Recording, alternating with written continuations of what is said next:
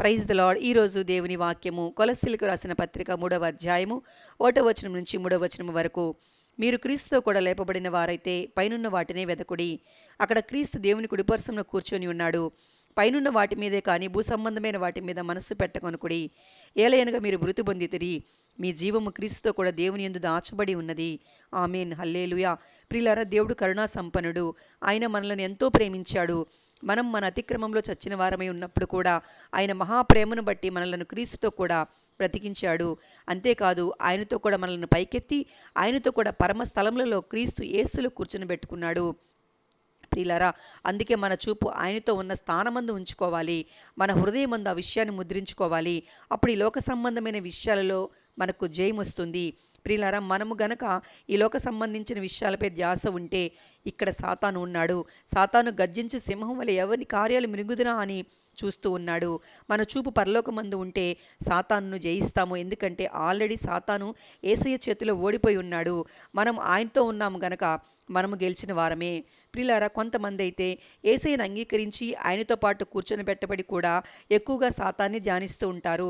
సాతాను నన్ను పడగొట్టాడు, సాతాను వేధిస్తున్నాడు, సాతాను నాకు రోగం కలగచేశాడు, సాతాను ఇలా చేస్తాడు, సాతాను అలా చేశాడు అని సాతాను సాతాను సాతాను అని యేసయ్య నామము కంటే సాతాను నామాన్ని స్మరిస్తూ వాడికి దాసులుగా మారి జయం పొందలేకపోతూ ఉన్నారు.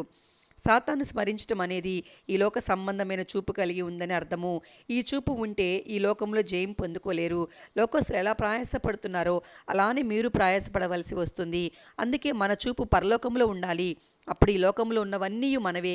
చదువులో జయము, ఉద్యోగంలో జయము, వివాహంలో జయము, ఇంట్లో జయము, బయట జయము, బిడ్డల విషయంలో జయము, రోగం విషయంలో జయము, పిల్లల కనడంలో జయము, ఇది అది అని లేదు.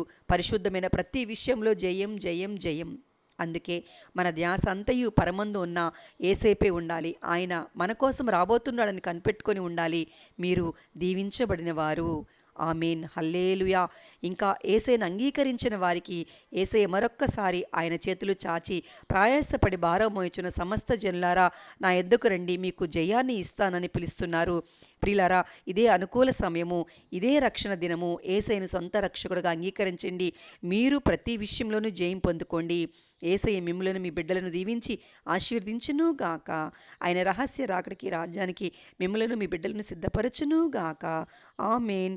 దేవుని సువార్త సేవలో మీ సహోదరి క్రీస్తు Kalyani. God bless you all.